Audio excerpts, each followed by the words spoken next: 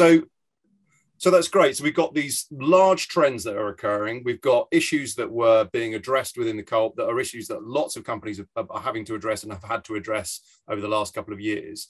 Can you both just talk a little bit about, maybe Georgina, if you could go first, just talking a little bit about, in practice, what did it actually involve? A lot of discussions and head scratching, I think, would be fair to say initially, perhaps more from me than from Dougal.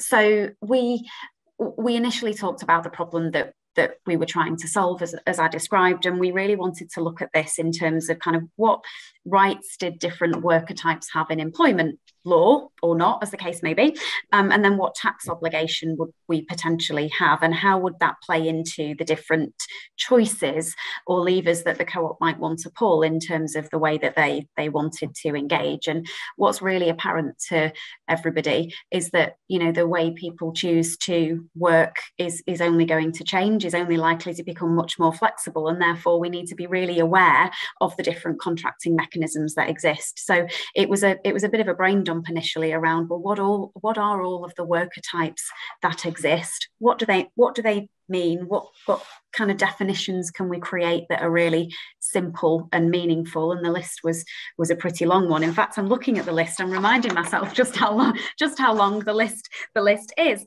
And then we wanted to really challenge ourselves around, well, who is responsible for the outcome of that work? And often one of the things that we as the co-op, and I'm sure many other client-side businesses are guilty of, is that we often think the supplier is accountable for the delivery of the work, but in fact it's the co-op, and then conversely it's the other way around. So really shaping and defining who is accountable and who is responsible is super critical for us. So who holds that responsibility, and also what are the obligations from the supplier, the client and the worker. So it was a number of discussions and almost mapping that out.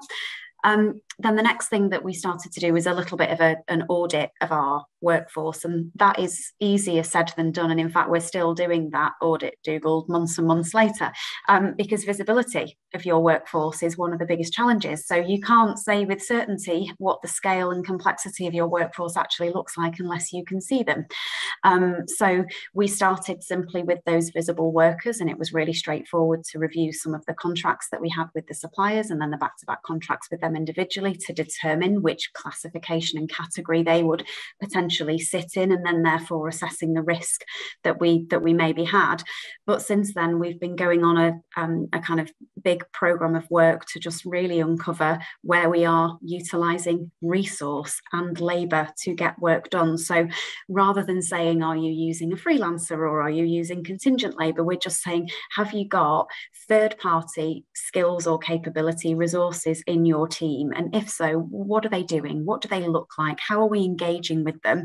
And then we're using the tool that we've created as almost a check back to say, based on what we've heard and the contracting mechanism that we believe is in place, or in some instances not in place, and we definitely need to remedy that, what classification would that worker technically have? So it's definitely a learning curve, and it's been an education process for certainly myself and equally all of the engagement managers as well, because their predominant focus is to get the work done in the most timely and cost efficient way, and certainly considering legal obligations, tax implications, contracting rights isn't something that they would automatically think about. But this has definitely helped us start the conversation, and really what we want this to be is something that's just part and parcel of their DNA and the DNA of my team and the procurement team when they're supporting the buying process.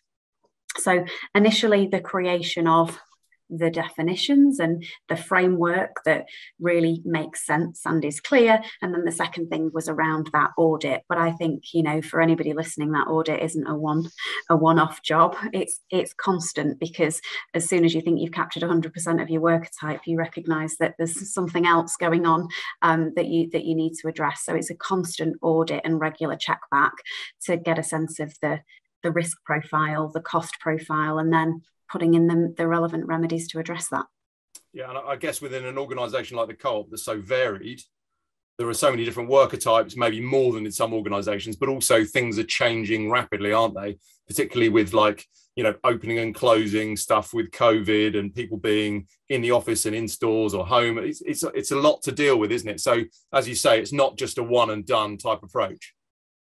Absolutely not. And we, you know, the Co-op have been in a really fortunate position, I suppose, through COVID. We have been feeding the nation, and then we've been caring for you know, families who've maybe lost loved ones throughout the COVID pandemic. So our need to flex has been ever greater this time, but we continue to need to adapt our ways of working in terms of the way people are choosing to shop now. So clearly we have a very prominent store footprint, but we equally recognise that wholesale and franchise and e-commerce is probably where our business is looking to move to, and therefore we will need to adapt the skills and capabilities that we maybe have now into what is going to be setting us up for the future.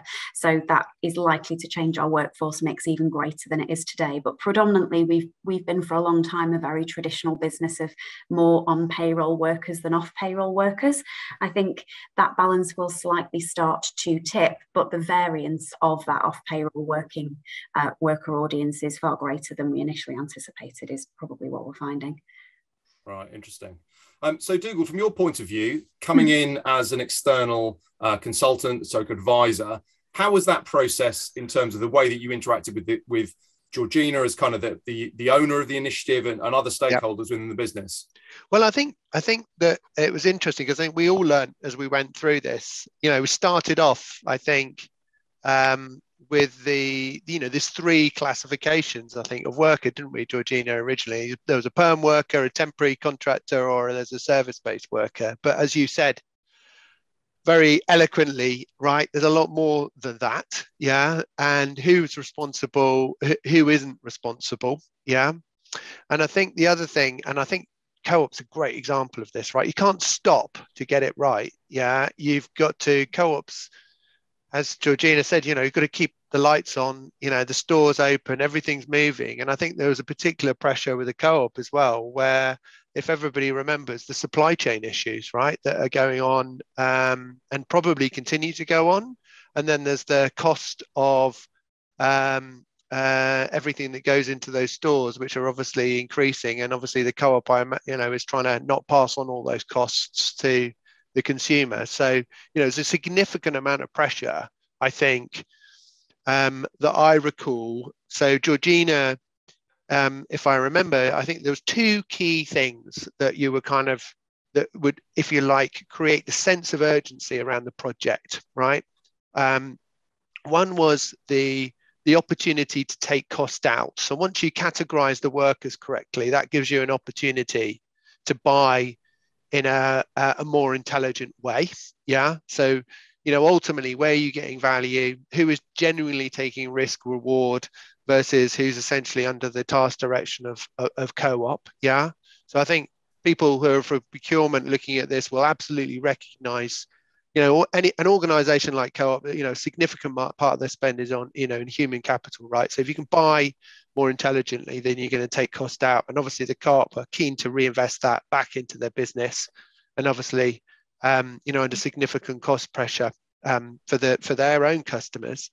And I think the other big driver, if I remember correctly, Georgina, was compliance, right? Is you know, with IR35 and various other things going on, you know, the Co-op is one of these big employers in the UK, right, that doesn't want to get a tap on the door from the HMRC and be told that they're engaging workers incorrectly and uncompliantly. Yeah. So those two big levers, if you like, were the kind of what you were pulling the business forward with in terms of the necessity to do this project and get it completed. Yeah. Whilst all these other priorities are going on, which are also taking lots of management time, and are, you know, are also important.